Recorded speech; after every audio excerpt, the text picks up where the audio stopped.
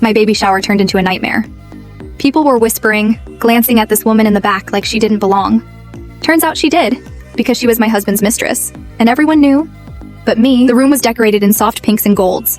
There were balloons that spelled out "Welcome Baby," and cupcakes with little rattles on top. My best friend threw the whole thing for me. At least, that's what I thought.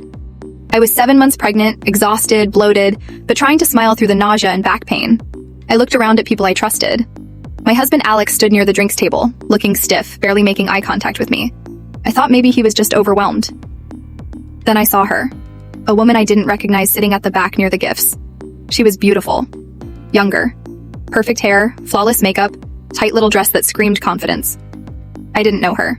No one introduced her. I asked my friend quietly, "Hey, who's that?" She paused for a second too long and just said, "Oh, someone Alex invited from work." That should have been a red flag, but I was distracted.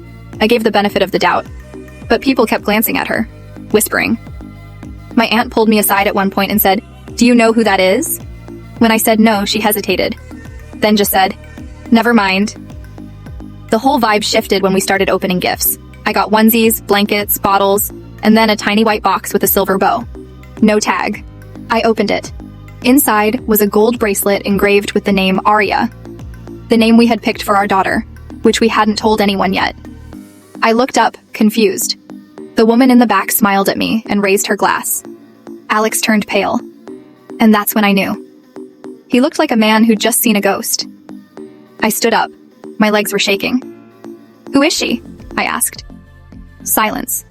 Dead silence. That woman didn't flinch. She sipped her drink and said, "I'm someone who's been with your husband for over a year. I thought it was time you knew." My best friend looked away, my sister covered her mouth, and my husband, the man I gave everything to, just said, "I was going to tell you after the baby came." Like that made it better. Like delaying betrayal was somehow mercy. I walked out. I left the cake, the decorations, the gifts. I didn't even cry. I just walked until my legs gave out and I sat on the curb outside, breathing like the world had tilted. No one followed.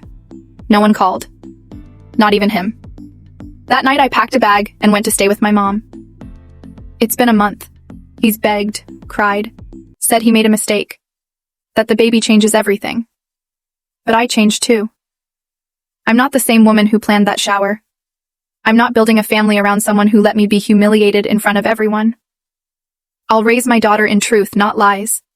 And her name will still be Aria. But not because we picked it. Because I did. Alone.